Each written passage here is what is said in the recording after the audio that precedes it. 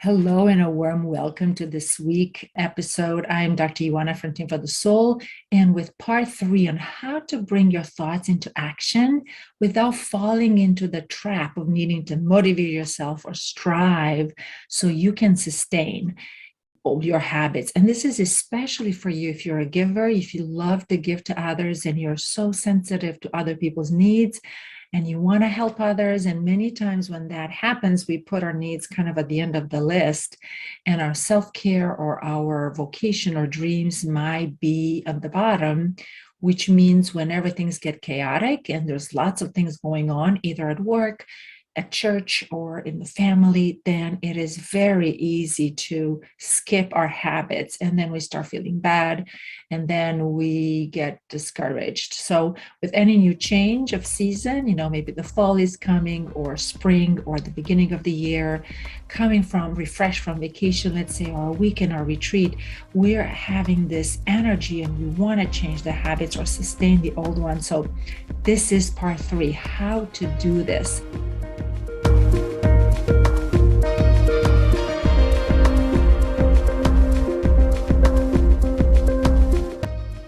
And the idea is that instead of working on adding more things to the plate, which can be exhausting, who has time to do one more thing?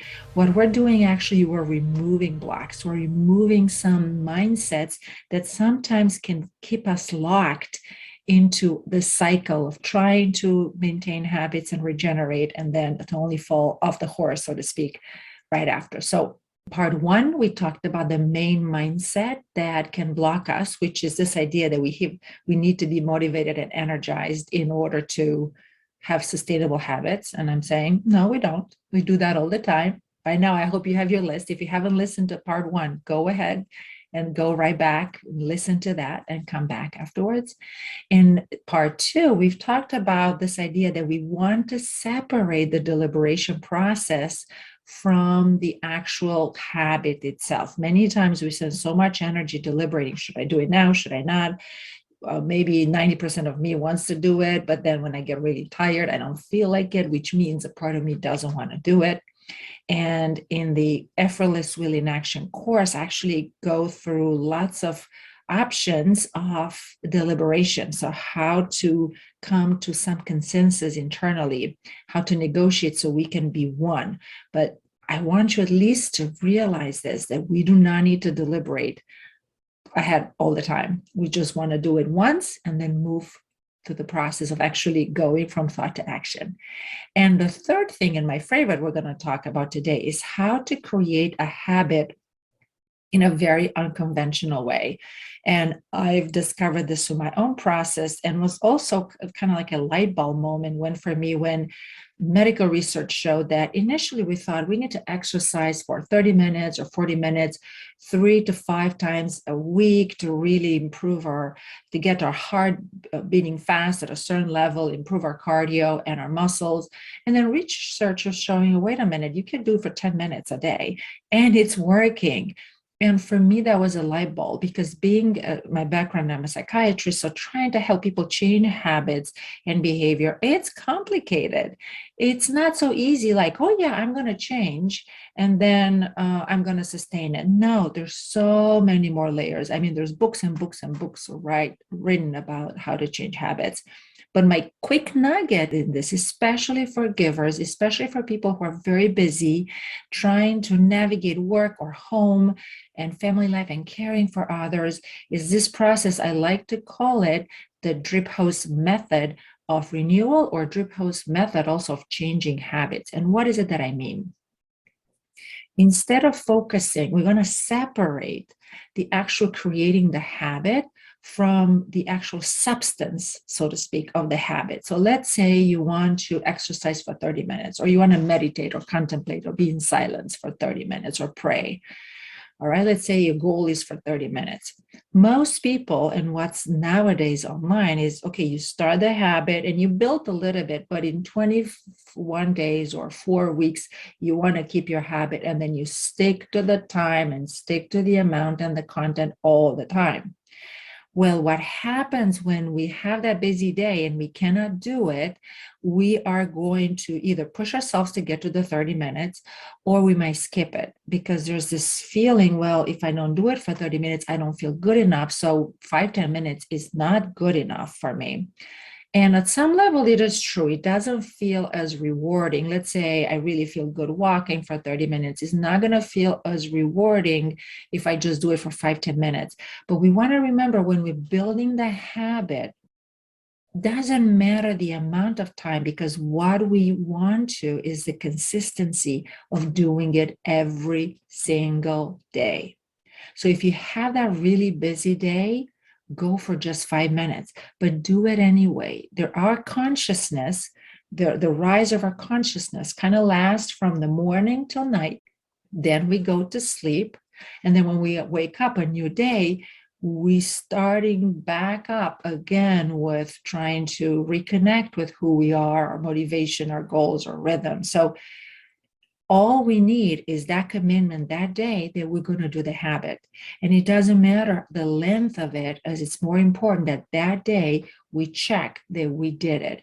And in times, what happens, our subconscious parts, our or less mature parts of our brain are going to notice that, oh, we do this every day. This is just our way of doing, like brushing our teeth. This is what we're talking part one, or riding the car, that it's effortless. Oh, we're just doing it. So we stop deliberating and it just becomes ingrained in our neural pathways.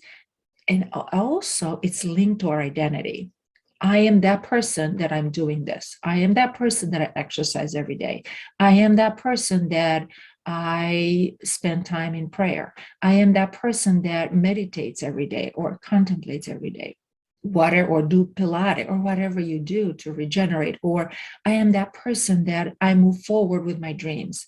I move forward with my vocation. Let's say you plan to shift something in your career, or you want to study or develop a project, right? You become, it's part of your identity. I am that person that every day I do this for 5, 10 minutes and move forward. And before you know it, a step today, a step tomorrow, right?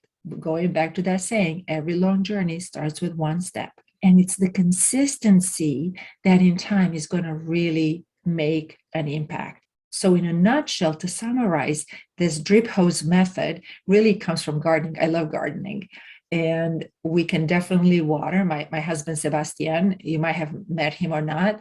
I've interviewed him one time. He loves to water. Now, sometimes if there's not enough time, that using a drip hose, something that drips right really slowly, small amount of water, but consistent, can make a big impact.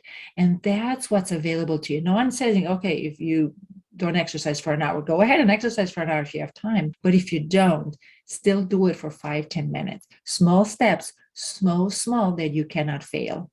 And when you do this every day, that's my second suggestion right here that I've implemented myself and other people. When you do it today, even if you're very tired, let's say you plan to walk every day and you just remember, I don't know, 7 o'clock p.m. and it's time for dinner and whatnot.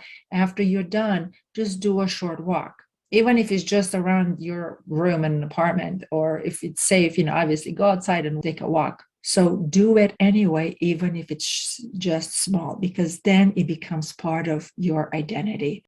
And maybe it happens that you completely forgot. And next day you're like, oh my goodness, I completely forgot. Guess what? 5, 10 minutes is very easy to pick up. If we're thinking about, oh, I really need to run today for an hour or half an hour, and then my circumstances really change, or an emergency happens and I really can do it, guess what? Now there's 2 days.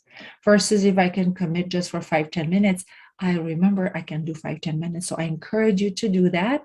And then next episode, we're going to talk about some small ways that you can talk with yourself, right? As you first of all know and you're aware that you can do changes and habits effortlessly. You're convinced of that. I hope you're convinced by now. Number two, you as in part two, you separated the deliberation phase from actually creating the habit. And this is number three, the actual creating the habit, which in small, very small, tiny steps. So next week, we're going to talk about what's going to happen and how you can talk with yourself as you do those small habits so that you can actually continue with them for a long time, week after week, day after day. So until next time, I say goodbye for now.